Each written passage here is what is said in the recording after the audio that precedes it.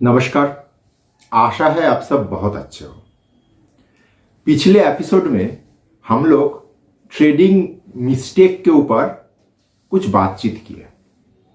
तो मिस्टेक क्या है, कैसे होता है, उसका रोकथाम कैसे किया जा सकता है, ये सब चीज़ के ऊपर पिछले एपिसोड में मैं काफ़ी कुछ शब्द खर्च किए थे।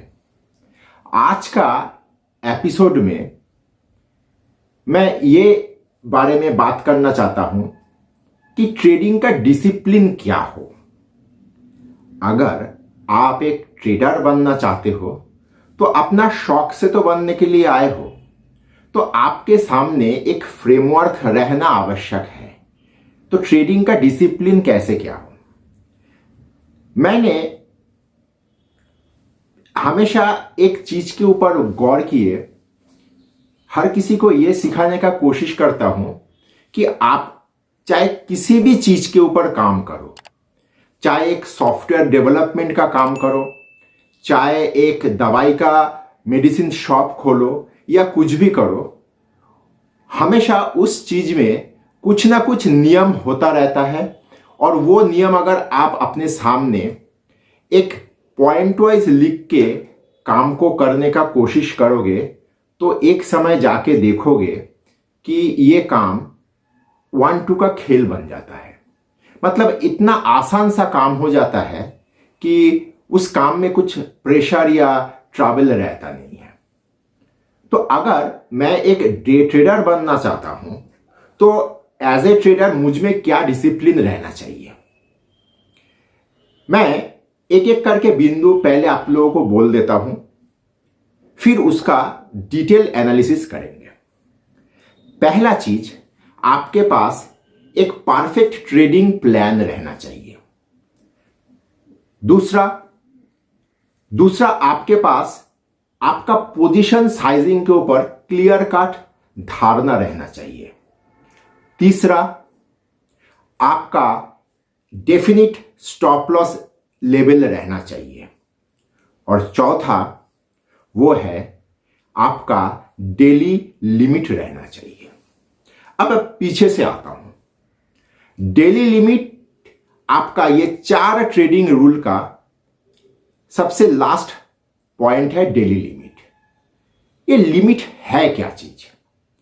देखिए, एज ए ट्रेडर आप लोग जब मार्केट में ट्रेड करते हो, आप लोगों ने डेफिनेटली देखे होंगे कि कोई कोई दिन होता है ऐसा कि आपका किस्मत बहुत बढ़िया चलता है। मतलब सौदा लिया कि नहीं, सौदा आपको प्रॉफिट देके निकल जाता है। ऐसा दिन भी आता है कि मैं सौदा लिया, जो भी सौदा में हाथ लगा रहा हूं वही मुझे नुकसान दे रहा है। होता है कि नहीं? कोई कोई दिन ऐसा भी होता है कि सुबह से ट्रेड में बैठा, शुरुआती समय में ट्रेड सब प्रॉफिट देते हुए जा रहा है, जो सौदा लिया प्रॉफिट, जो सौदा लिया प्रॉफिट। ऐसे करते करते एक समय में सब कुछ गड़बड़ा जाता है।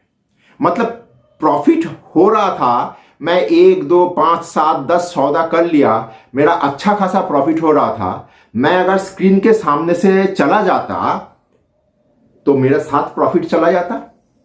लेकिन मैं क्योंकि 3:30 बजे तक स्क्रीन के सामने आप लोग डटे रहे, हुआ ये कि एक समय के बाद आपका प्रॉफिट वाला ट्रेड लॉस में चल गया, या नया ट्रेड ले लिए, एक ट्रेड में बहुत भारी भरकम प्रॉफिट हुआ, अच्छा खासा प्रॉफिट हुआ, लेकिन बाद वाला ट्रेड में एक एक करके लॉस होता रहा। मतलब सिंपल वे में मैं कहना यह चाहता हूं कि मान लीजिए युधिष्ठिर जिस दिन दूध क्रीड़ा में बैठा था,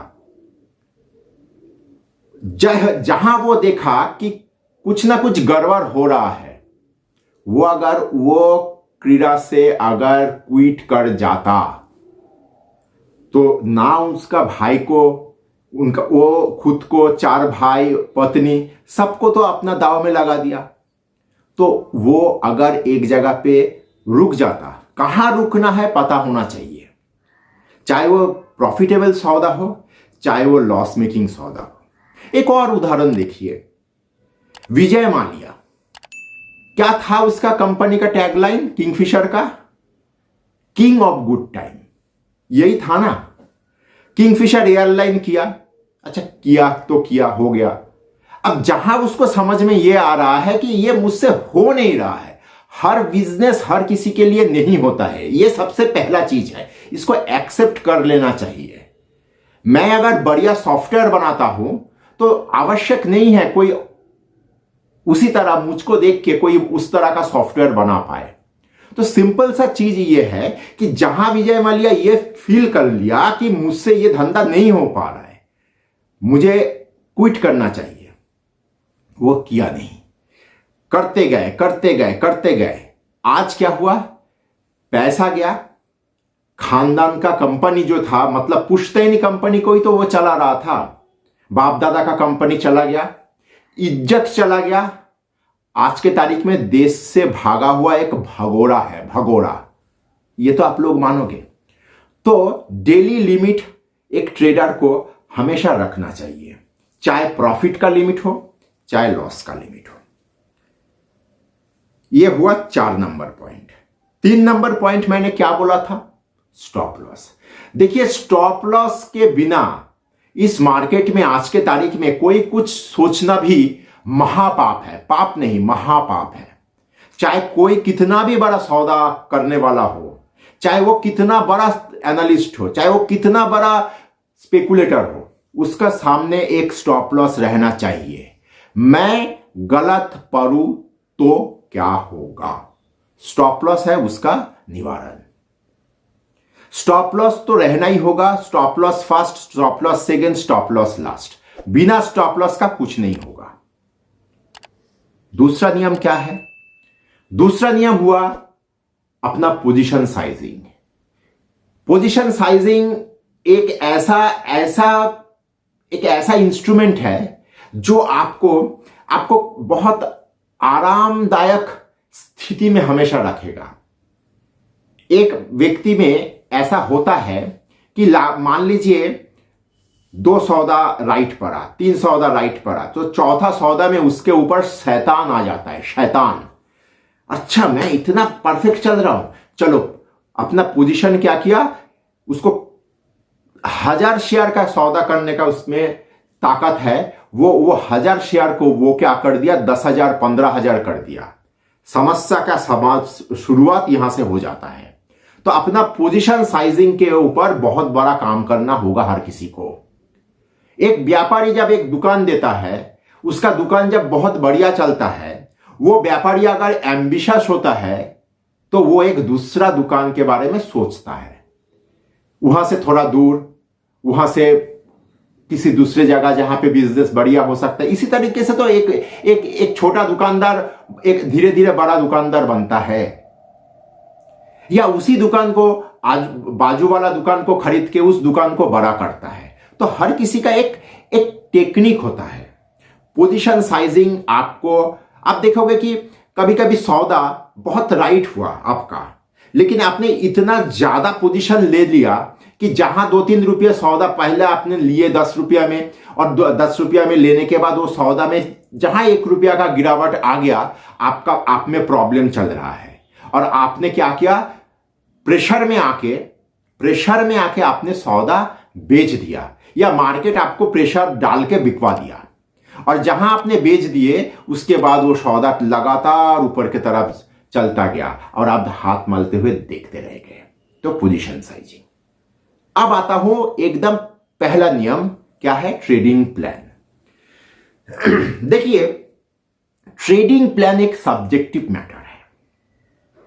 हर किसी का अलग अलग प्लान होता है, होना भी चाहिए, लेकिन इस मार्केट में ज्यादातर लोगों के पास ट्रेडिंग प्लान के नाम पे कुछ होता ही नहीं है।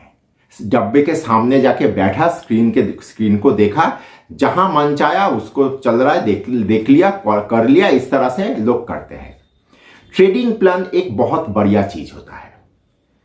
अच्छा, मैं अगर आप लोगों से एक प्रश्न करूं कि एक अच्छा छात्र का लक्षण क्या होता है? हर किसी का अलग अलग उत्तर हो सकता है और होना भी चाहिए। लेकिन मैं एक शिक्षक परिवार का लड़का हूं और मैं खुद इस मार्केट में बहुत छात्र को तैयार किया।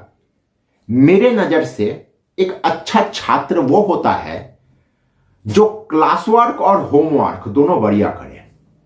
हम लोग जब इंजीनियरिंग में थे तो सेमिस्टर का लास्ट एंड में आते ही 1 महीना बाकी है सेमिस्टर के एग्जाम का, कोई फ्लूइड मैकेनिक्स पढ़ने के लिए भाग रहा है, कोई जावा पढ़ते पढ़ते सब कुछ हवा हो गया। इस तरह का चीज हम लोगों का मन में चलता था, क्योंकि 6 महीने का सेमिस्टर होता है और लास्ट महीने में मैं अगर 6 महीने का पढ़ाई करूं तो मेरे साथ जो जो घटना होना चाहिए वही हम लोगों के साथ होता था। क्योंकि 6 महीने का खाना मैं एक साथ एक ही दिन में खाने का कोशिश कर रहा हूं, तो शरीर ही तो है, मन भी तो, मस्तिष्क भी तो शरीर का एक हिस्सा होता है। चीज को फील करिए। तो एक अच्छा छात्र क्या हुआ जो होमवर्क क्लास वर्क दोनों बढ़िया कर रहा है। तो आप अगर एक ट्रेडर मतलब बोले तो एक अच्छा छात्र हो, तो आपका होमवर्क और क्लास वर्क किस तरीके से हम लोग डिजाइन करेंगे, चीज को फील करिए। एक अच्छा छात्र के नाते आपको देखिए, मार्केट सुबह 9:15 में शुरू होता है और 3:30 बजे बंद हो जाता है, ये हम लोग सब जानते हैं। लेकिन अगर आप एक ट्रेडर हो तो आपके लिए इंपॉर्टेंट हिस्सा कहां होता है?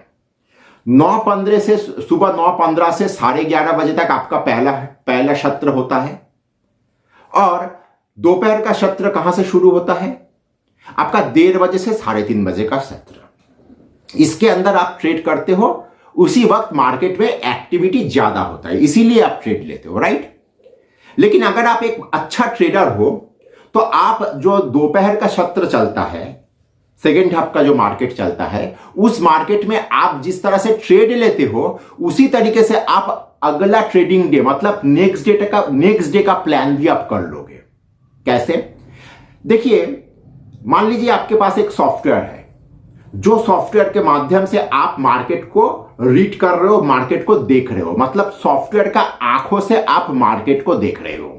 जिस तरीके से संजय ने युधिष्ठिर को कुरुक्षेत्र का वर्णन दे रहे थे, तो सॉफ्टवेयर में मान लीजिए एक इंस्ट्रूमेंट है, जैसे हम लोगों का सॉफ्टवेयर में है एक बिग डील बोल के एक इंस्ट्रूमेंट है। उसमें क्या आता है? मार्केट में बड़ा सौदा क्या आ रहा है, मतलब लाख के ऊपर सौदा क्या आ रहा है। अब एक चीज फील करिए, अगर मान लीजिए आप एक अच्छा ट्रेडर हो तो आप इसको इस तरह से क्यों नहीं सोचोगे कि मार्केट खत्म होने जा रहा है और कोई एक पर्टिकुलर शेयर में हर एक कॉलम में लाख शेयर का सौदा जा रहा है, वो शेयर आज का दिन का सर्वोच्च प्राइस में चल रहा है, हाई में चल रहा है, तो वो शेयर चीख के आपको कुछ बोल रहा है। क्या बोल रहा है? आपको बोल रहा है कि मैं कल के लिए तैयार हो रहा हूं। ऐसा हो सकता है, इस तरह से भी एनालिसिस होता है, हम लोग करते हैं। इसका ऑपोजिट क्या हुआ? लाखों का क्वांटिटी का सौदा जा रहा है और वो शेयर दिन का लोएस्ट स्तर में चल रहा है। तो आप लोग अगर इस तरह से नेक्स्ट डे का एक ट्रेडिंग प्लान अगर लिस्ट तैयार किए कि 5 शेयर ऐसा निकल रहा है जो ऊपर के तरफ जाने का कोशिश कर रहा है और 3-4 शेयर ऐसा मिल रहा है जो दिन का लो तोड़ते हुए नीचे की तरफ जा रहा है, तो आपके पास 7-8-10 का एक लिस्ट आ गया। ये हो गया आपका सिलेक्शन। आप देखिए, बाजार आज का बंद हुआ नहीं, लेकिन आप कल के लिए प्रिपेयर हो रहे हो, अच्छा छात्र हो आप। अब आपका नेक्स्ट एक्सपेक्ट क्या होगा, नेक्स्ट स्टेप क्या होगा? मार्केट बंद हो गया, शाम को आप उस जो 7-10 शेयर का तालिका आपने तैयार की है उसको आप सही तरीके से एनालिसिस करो। अब एनालिसिस करके आप देखोगे किसी में कुछ कमियां हैं, खामियां हैं, इस तरह से आपका पूरा लिस्ट एक शॉर्ट लिस्टेड होके मान लीजिए 4-5 में आके रुक जाएगा। तीसरा हिस्सा क्या आता है? Third step. कल मार्केट शुरू हो रहा है 9:15 में, पहला आधा घंटा आप देखो आपका जो लिस्ट तैयार हुआ है, आपका उस लिस्ट को आप ऑब्जर्व करो, मार्केट उस लिस्ट, देखिए आप एनालिसिस करते हो, इसका मतलब नहीं है कि आपके एनालिसिस में आप देख रहे हो कोई एक शेयर बढ़ सकता है या कोई एक शेयर घट सकता है। क्योंकि आप एनालिसिस कर रहे हो, मार्केट को ऑर्डर करने का कोई आवश्यकता नहीं है। मार्केट मार्केट के हिसाब से चलता है, आपको मार्केट के हिसाब से चलना होगा। तो आप आधा घंटा ऑब्जर्व कर लिए कि मार्केट का चाल चलन कैसा है। आपका एनालिसिस के हिसाब से मार्केट वो पर्टिकुलर, वो जो 4-5 शेयर का लिस्ट अपने फाइनल लिस्ट लेने का बेचने का तैयार किए थे, उस अनुसार हो रहा है कि नहीं। ऐसा हो सकता है कि कल का मार्केट बहुत तेजी आ जाए, तो आपका उस 4-5 शेयर का जो तालिका आपने तैयार किए थे, उसमें से जो जो शेयर में आप शॉर्ट करके काम करने का सोच रहे थे, वो तालिका कैंसिल हो जाएगा। फिर लेने वाला सौदा के ऊपर आपको ध्यान देना होगा। उल्टा भी हो सकता है कि बाजार नीचे खुल रहा है, बाजार मंदी वाला दिन जता रहा है कि आज बाजार खराब रहेगा, तो लेने वाला सौदा का लिस्ट कैंसिल, बेचने वाला लिस्ट के ऊपर मैं फोकस करूंगा। तो पहला आधा घंटा आपने इस तरह से देखना है, फिर जाके आपको एक्शन लेना है। तो देखिए, एक अगर बढ़िया छात्र आप निकलोगे तो आपका काम सुबह मार्केट खोलने से नहीं होता है। आपका काम पिछले दिन मार्केट जब खत्म होने जा रहा था तब से आपने प्रिपरेशन ले लिया, तो आपका रिजल्ट अच्छा होगा। यही तो स्वाभाविक है। जो लड़का 6 सेमिस्टर का 6 महीने का हर महीना हर रोज का पढ़ाई ठीक से किया है, उसको तो कोई तकलीफ होना नहीं चाहिए एग्जाम के दिन। एग्जाम के दिन तकलीफ किसको होगा? जो 6 महीना अपना पढ़ाई ठीक से किया नहीं, हर एक दिन का पढ़ाई जमाते गया, पेंडिंग होते गए, तो उसको एक साथ तो खाना पड़ेगा। देखिए, टेक्निक के हिसाब से आपको चलना होगा। वही चीज मैं घूम फिर के कहूंगा, 3 इडियट का वो बढ़िया डायलॉग। इस मार्केट में देखिए, कॉलेज वाला दिन का वो 3-4-5 साल हम लोग किसी तरीके से दाएं बाएं करके निकल लेते हैं, लेकिन जब जिंदगी में हम लोग अपना प्रोफेशनल जीवन में जाते हैं, तो इस मार्केट में वो कहा था ना, चमत्कार नहीं बलात्कार होता रहेगा। तो कहने का मतलब यह है कि अगर आप एक अच्छा ट्रेडर बनना चाहते हो, आपके पास एक साउंड ट्रेडिंग प्लान होना चाहिए। हर किसी का अलग अलग प्लान है। मैं अभी जो प्लान आप लोगों के साथ शेयर किया, जरूरी नहीं कि आपको इसी प्लान के ऊपर चलना होगा।